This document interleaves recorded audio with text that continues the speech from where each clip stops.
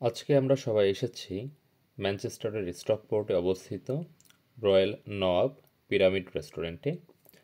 এই রেস্টুরেন্টটা বর্তমানে খুবই হাইপে আছে এর আকৃতির জন্য, যে গ্লাস বিল্ট পিরামিড আকৃতির একটা রেস্টুরেন্ট।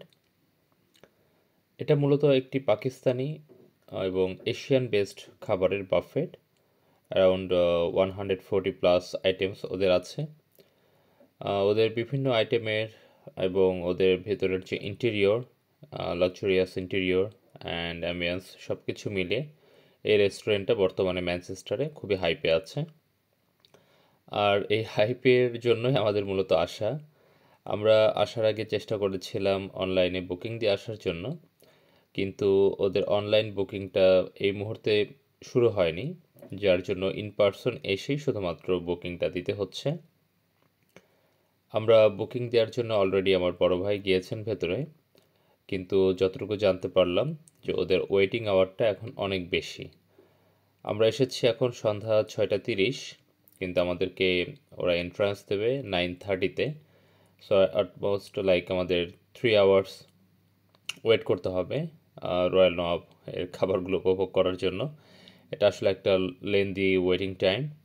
সো আমরা কনফিউজড যে এই টাইমটাতে আমরা কী করব, বাট এসেছি যেহেতু খাবার খেয়ে যাব ইনশাল্লাহ। ভেতরে ঢোকার পরই যেটা প্রথমে চোখে পড়ে, ওদের ইন্টেরিয়র ডিজাইনটা খুবই সুন্দর। একদম নিচ থেকে উপর পর্যন্ত, পিরামিডের চূড়া পর্যন্ত খুব সুন্দর লাইটিং করা, অ্যান্ড লাইটিংগুলো সামনাসামনি দেখতে আরও বেশি চমৎকার।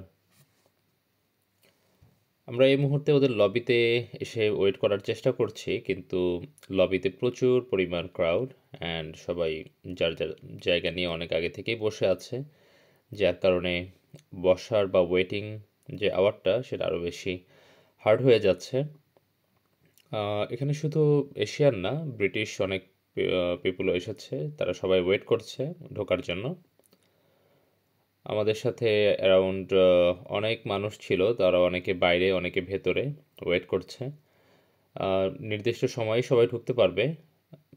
এসে একটা সিরিয়াল দিতে হবে, অ্যান্ড সিরিয়াল যেমন আমাদের টাইমটা হচ্ছে 9:30, 9:30-তে ওদের কল দেওয়ার কথা, এবং কল দিয়ে ওদের ভেতর থেকে একজন এসে আমাদেরকে রিসিভ করে নিয়ে যাবে, এমনটাই আমাদেরকে বলা হয়েছে। এই টাইমটাতে আসলে লবিটা খুব বেশি বড় না, যার কারণে খুবই কনজেস্টেড লাগছে। ইন্টেরিয়র জাস্ট লাইটিংটাই সুন্দর, বাট বসার স্পেসটা আরও বেশি বাড়ানো উচিত ছিল। অবশেষে আমাদের সেই কাঙ্ক্ষিত মুহূর্ত 9:30, আমাদেরকে একজন অ্যাটেন্ডেন্ট সে নিয়ে যাচ্ছেন আমাদের কাঙ্ক্ষিত সিটে। খুবই এক্সাইটেড আমরা। এটা হচ্ছে বাফেটের ভিউটা, অনেকগুলো আইটেম, কিন্তু ভেতরে সমস্যা যেটা হচ্ছে ক্রাউডটা অনেক বেশি। তবে ওদের আইটেমগুলোর মধ্যে চিকেন আইটেমগুলোই সব থেকে বেশি। কিছু আইটেম আছে মাটনের অ্যান্ড বিফের, বাট সেটার পরিমাণ খুবই কম। এখানে কিছু লাজানিয়া অ্যান্ড আদার্স যে চিকেন কারিগুলো থাকে, সে কারিগুলো আছে। আর এটা হচ্ছে লাইভ সেকশন। লাইভ সেকশনটা ওদের সুন্দর, এবং লাইভ সেকশনে অনেকগুলো আইটেম আছে, লাইক ফিশ তাওয়া, দেন ল্যাম্ব চপ। বাট ল্যাম্ব চপটা একটু ড্রাই, আমরা ট্রাই করব যদিও। এখানে চিকেনের কিছু আইটেম আছে, স্টেকের কিছু আইটেম আছে। যেমনটা বললাম, ফিশ আইটেমটা খুব মজার ছিল।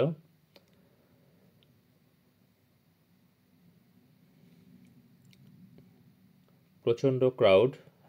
এই সাইডে সবাই এখন ওয়েট করছে অনেকেই পরবর্তী সেকশন ঢোকার জন্য। সো আমরা কিছু খাবার অলরেডি নিয়ে এসেছি।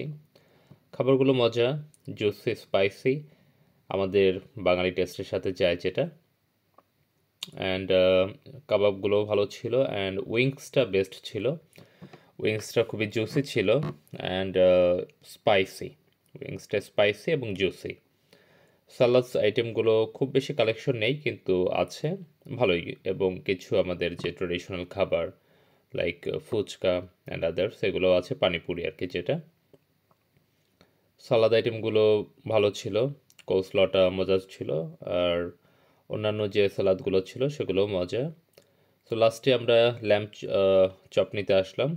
ল্যাম্প চপটা সব কিছু ভালো, কিন্তু ল্যাম্ব চপটা একটু ড্রাই এবং একটু পুড়ে পুড়ে গেছে। আমার কাছে মনে হয়েছে ল্যাম্ব চপটা এতটা টেস্টি মনে হয়নি, কিন্তু ফিশ ফ্রাইটা ভালো ছিল, ফিশ তাওয়া যেটা, এই ফিশ ফ্রাইটা আমার কাছে খুব অ্যাকিউরেট লেগেছে। এবং এখানে আরও কিছু খাবার আছে, যদি আমি টেস্ট করিনি এগুলো। এখানে চিকেন আইটেমই যেমনটা বললাম বেশি, চিকেনের বিভিন্ন ধরনের কারিস ওরা এখানে সমারোহ করেছে। অ্যান্ড এশিয়ান ফুডের মতোই অনেক বেশি spice and oily food. So পরিমাণে কম খাওয়াটাই স্বাস্থ্যের জন্য ভালো। এই সাইডটাতে হচ্ছে শিক কাবাবের একটা সেকশন। অ্যাট লাস্ট আমরা নিলাম হচ্ছে নিহারি।